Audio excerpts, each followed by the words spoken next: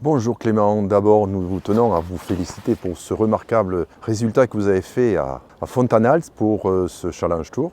Et nous allons pouvoir discuter un petit peu de tout ce qui vous est arrivé, puisque vous êtes pratiquement né dans ce golf, golfiquement bien entendu, puisque vous êtes au golf de l'Aramée, le premier golf qui vous a permis de commencer à très bien jouer au golf. Bonjour à tous, moi c'est Clément Charmasson, 26 ans, pur toulousain et j'ai fait mes classes ici à l'Aramée en démarrant.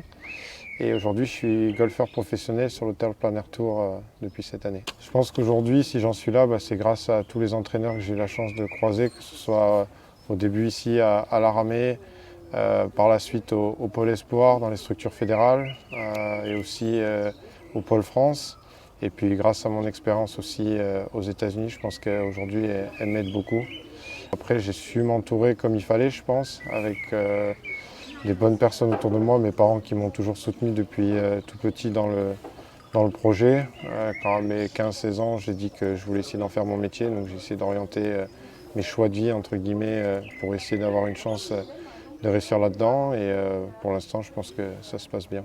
Est-ce que vous avez quelques noms bien précis à qui vous devez une reconnaissance particulière? Oui, il y en a plusieurs. Ici à l'Aramée, j'ai démarré avec Cédric Denis et Franck Allaire qui au début m'ont pris à la baby school et après je suis rentré au centre de formation à l'Aramée où après j'ai pu côtoyer Florent Darcos pendant quelques années. Au Pôle Espoir, j'étais avec Stéphanie Haricot qui m'a beaucoup aidé sur l'apprentissage du jeu. J'ai pu évoluer ensuite au Pôle France avec Mathieu Santerre longtemps qui aujourd'hui entraîne beaucoup de joueurs sur le DP World Tour et quelques joueurs sur le PGA Tour, notamment les Français. Et là aujourd'hui, grâce à Karine qui m'accompagne, Karine Mathieu, dans mon projet professionnel. Et les projets golfiques pour les années qui suivent, quels sont-ils? Le rêve ultime après la fac, c'était de retourner sur le PGA Tour, donc d'être dans le top 50 mondial pour pouvoir jouer Augusta, qui est le rêve. Donc ça veut dire passer par le top 50 mondial et de jouer sur le PGA Tour. Un peu plus court terme, c'est d'essayer de profiter de cette victoire pour capitaliser dessus et pouvoir monter sur le DP World Tour l'année prochaine. Et après, essayer de mettre le cap entre guillemets sur le PGA Tour pour pouvoir jouer les majeurs. Et donc votre rêve suprême? À porter la veste verte.